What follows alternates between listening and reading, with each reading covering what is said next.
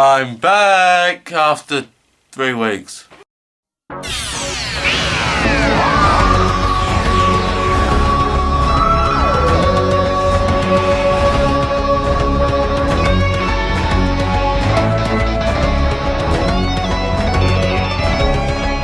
What's going on, everyone? It's me, the Whovier, and welcome back to another brand new video. So, I'm back after 3 weeks. I do apologise, but I'll get to that at the end of the video to see why I've taken so long. Anyway, so basically, this happened, of course. As you can see by the title, this is my review, not a reaction. This is a review of the new Doctor Who Twice Upon a Time trailer. So, let's get into it. So, you've got the first scene, which is from The Doctor Falls, where the 12th Doctor is like, I'm the Doctor, and then the first Doctor comes in, and he's like, you may be a Doctor, but I am the Doctor. The original, you might say. And, you know, all that stuff. And then it gets into like the proper Twice Upon a Time. You've got loads of things, new aliens, new planets, loads of stuff in this one trailer. So you've got this shot of the TARDISes, the two TARDISes. You've got the first Doctor's, which is the Baraki TARDIS. Baraki, I can't remember vaguely, but it's Baraki TARDIS. And 12th Doctor's TARDIS, which is the Thomas Raymond TARDIS. If you have no idea what those names are, basically those are the people that created that specific TARDIS. They built they made that certain police box.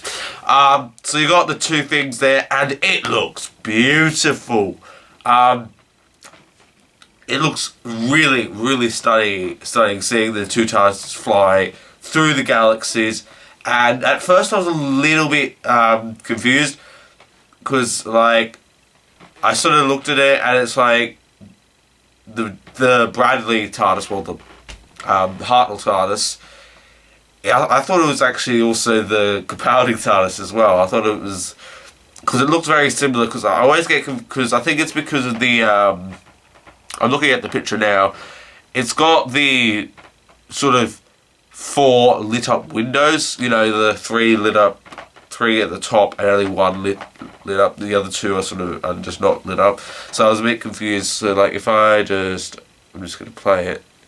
Yeah, but then when you look more closely, you can see that one's more straight.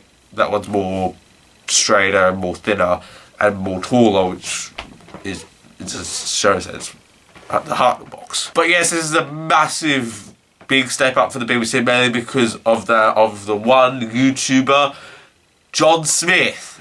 Yeah, so if you had no idea, John Smith is actually now in the proper BBC production team for Doctor Who. That's actually really amazing.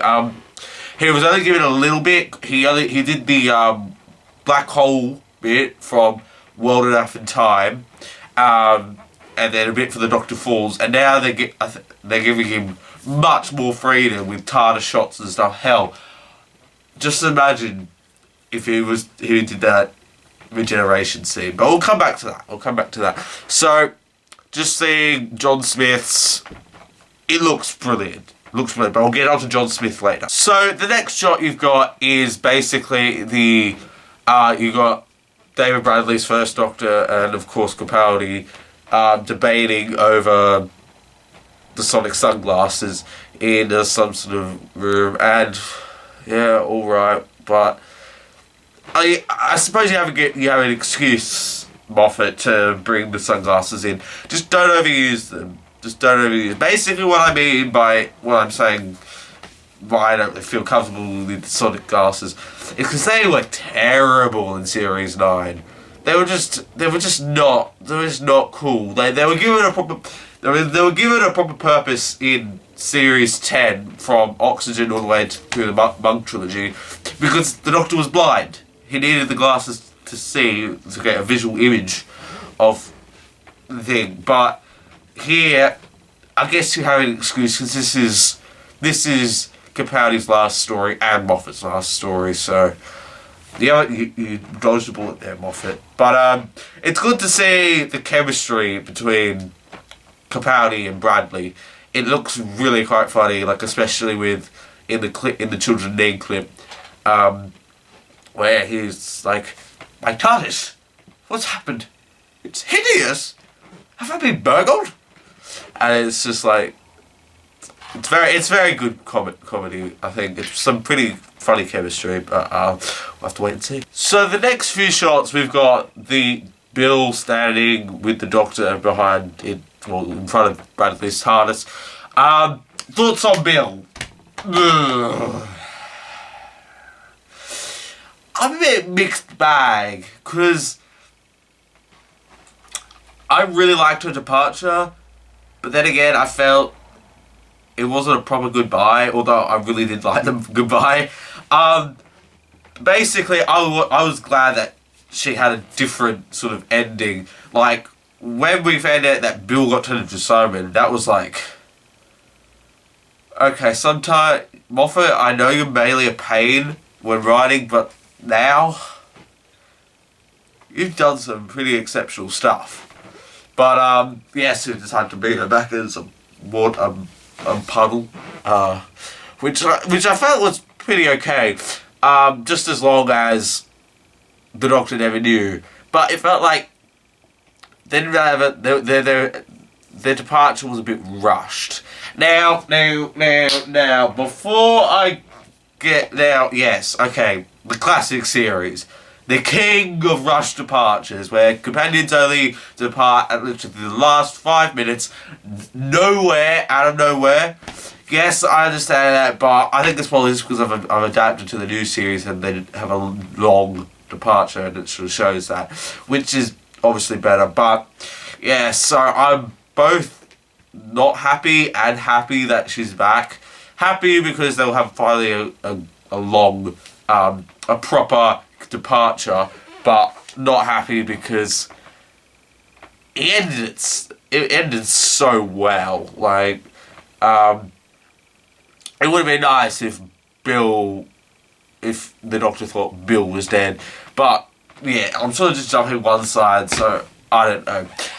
Then you've got a shot of planets exploding, well, buildings exploding on a planet, and then you have the Doctor in the TARDIS looking up where it's being dragged by some sort of spaceship. Probably the glass aliens, we'll get to that soon. So then we have the conversation between Bill and the Doctor continuing, and then you've got another planet exploding actually up there, and then you have Hartnell jumping down something which was seen in the first trailer. So I'm wondering what that scene is, but yes. Okay, so now we get into it's the best part of the trailer. The last bit's always the best part. So you have so much, you've got so many things going on here. So first, let's start with the thing that I'm most excited for. And no, it's not the regeneration. Hartnell's TARDIS in the vortex. John Smith, you genius. Oh my gosh, that TARDIS in the vortex looks so beautiful. Just seeing that, the Hartnell's box just flying through that really, really amazing rendered vortex. That is, I absolutely love it. That is really great. Like, John Smith, like, I'm glad they're giving him more freedom, because now, look at this. Look at this beautiful shot. BBC, please give John Smith the role of creating Jodie's title sequence. Please. It's just so beautiful. So the vortex looks different. People are saying it's Hartnell's TARDIS, some people are saying it's Capaldi's. For me, it looks like that promo image of the 11th Doctor Vortex. Now before, what I mean by that is, right here, the image is going to appear up here. That's the one I'm talking about. It looks quite similar to that one. I don't have any words to describe it, but you'll know what it is because it's up there. It really does look like it. It really does. Because you've got all the circles and stuff. You've got the same sort of colour. So we'll just have to see. But I mean, people are saying it's Hartnell's because Hartnell's heart is flying through it. But yeah, all right, maybe. But I just think it's that one. So yeah. So then we have the it's pretty much the villain, isn't it? Yes, it is. It is pretty much the villain of this episode. It's described in the Children Need clip as a glass / see-through creature chasing people through frozen time. So I'm just looking at it, and it just looks so beautiful. It looks really good. I think John Smith worked on that, and it looks really nice. You've got it. It looks like very creepy, very alien-y. It looks like a real kind of threat. I mean, it just looks like a bald person that's see-through, but it's got glass and stuff. It appears to be in the trenches, as seen in the previous trailers in World War One, and chasing the colonel / commander / soldier / whoever Mark Gatiss is playing. But yes. Now, one thing I wanted to talk about. This is a different type of regeneration story. We are finally getting what we did get in the classic series. We finally have a regeneration story where an old villain, from the Doctor's past, one of the arch enemies, is the one he fights before he regenerates. So finally, I expressed this on Twitter, talking about how it's broken the formula of New Who. So, I mean, does the Master sort of count in the classic series?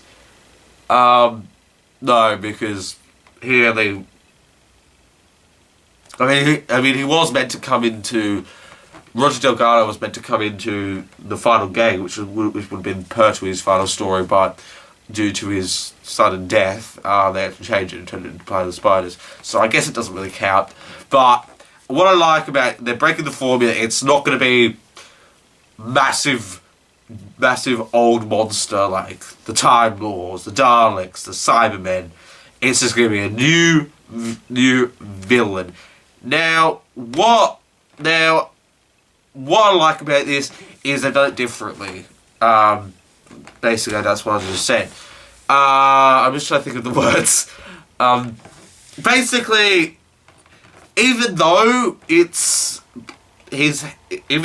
is sort of a final battle, basically he's got to break. So first, he's done the whole final battle stuff. He's managed to keep his regeneration energy, and now he's off for one last adventure before he regenerates. Just a normal sort of thing. And then that really goes back to the classic series. That really reflects on the classic series. Like, it wasn't no final big battle. It was just one last adventure, or just one last adventure like any other except the Doctor regenerates. It really does remind you of Caves of Androzani, because that Caves of Androzani is probably the most ordinary type of regeneration. Like, it like, through all of the episode, he's thinking this is just a normal Doctor Who episode. It doesn't feel like it's Davis's last story. And then you get to like halfway part 3, and it's like the Doctor's been poisoned, Perry's been poisoned. Oh.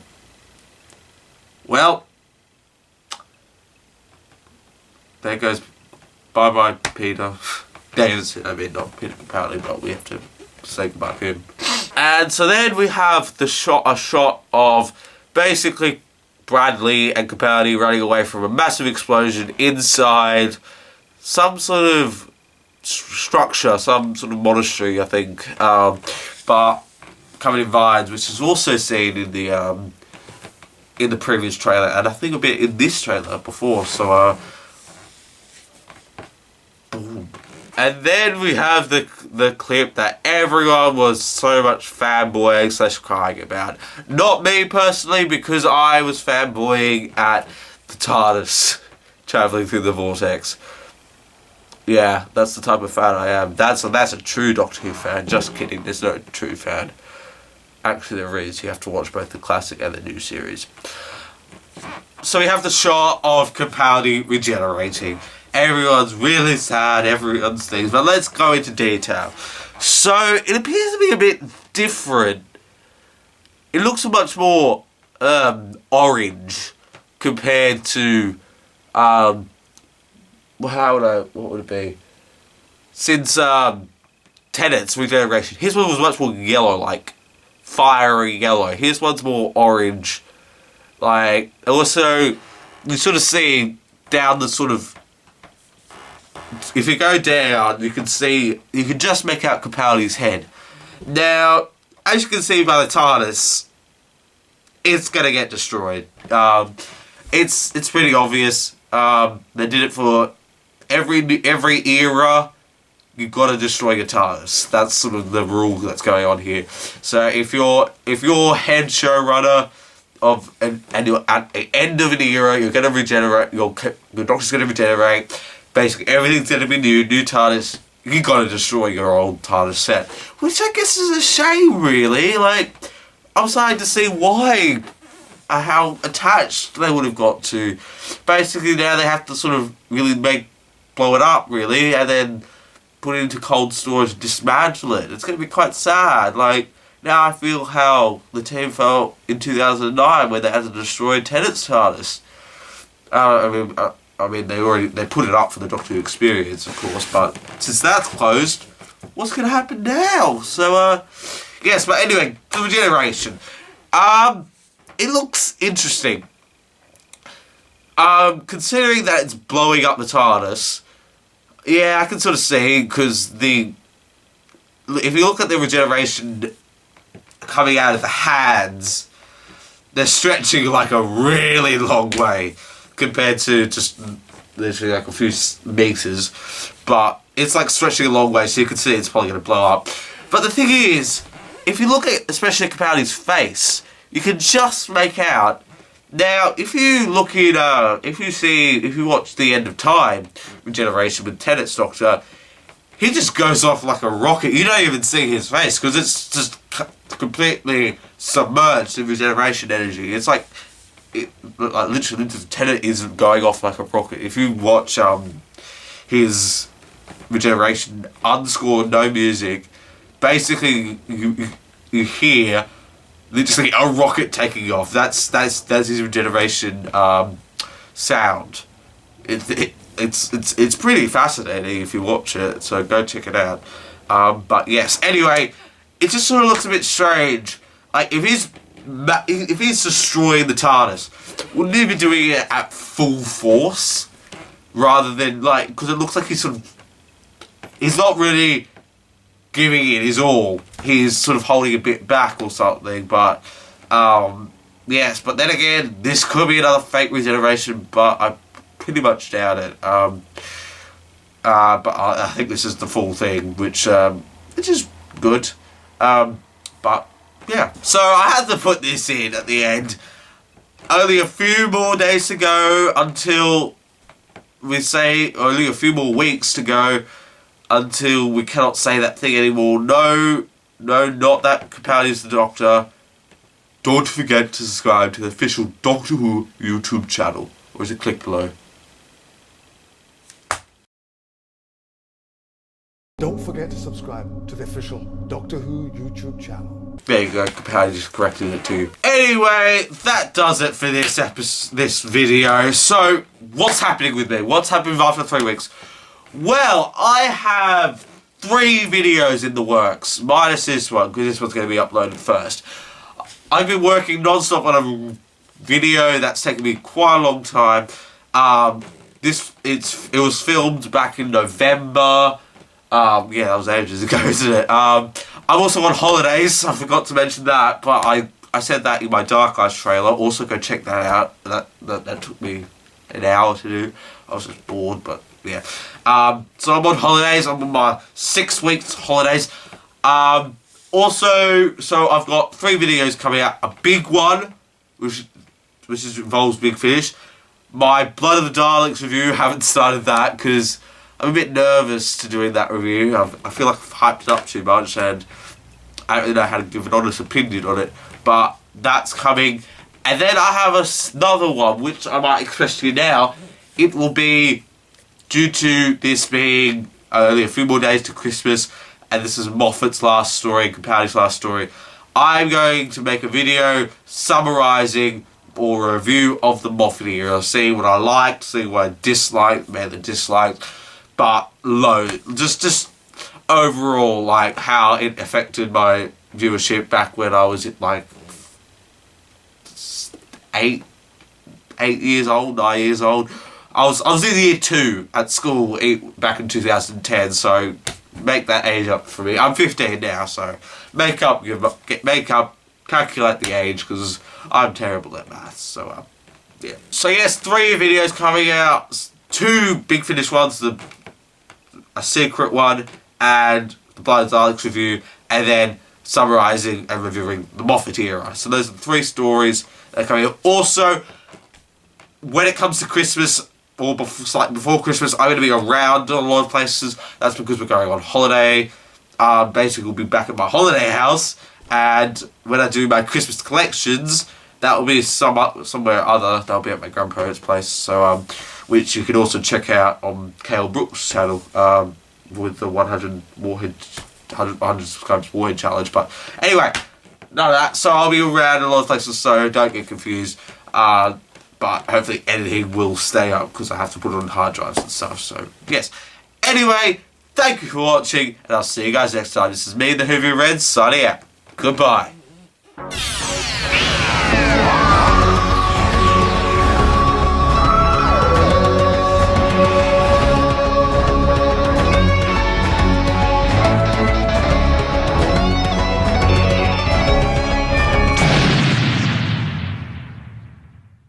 So then we have what is pretty obviously the villain of this episode, which is what was described as a glass sort of creature that's chasing people through time, frozen time. And it looks actually pretty good. I think you might also think something from John Smith, that looks pretty heckin' good. So it looks like to be in the setting of the trenches where in World War I, where we find the colonel or the general or whatever who Mark Gatiss is playing. But finally, we've got a regeneration story when it's a new villain. Well, I guess if you saw me on Twitter, what I love about Twice Upon a Time is they're breaking the formula. It's not going to be a final battle with an arch enemy to the death. It's the regeneration spread out across 3 episodes. So you have the big final battle. He just manages to survive that, and you have time to go on to a new adventure. So then what we have is, it's pretty much the villain, isn't it? Yeah, it's what is described in the Children of Need episode clip is a glass sort of see-through monster that's chasing people through frozen time. So here we actually have the creature, and it looks really good. I think John Smith has also worked on that, and that villain looks really nice. It appears to be in the trenches, as seen in the previous trailer, who's chasing the colonel / general or whoever Mark Gatiss is playing. But yes, it looks really interesting. Now I'm gonna get.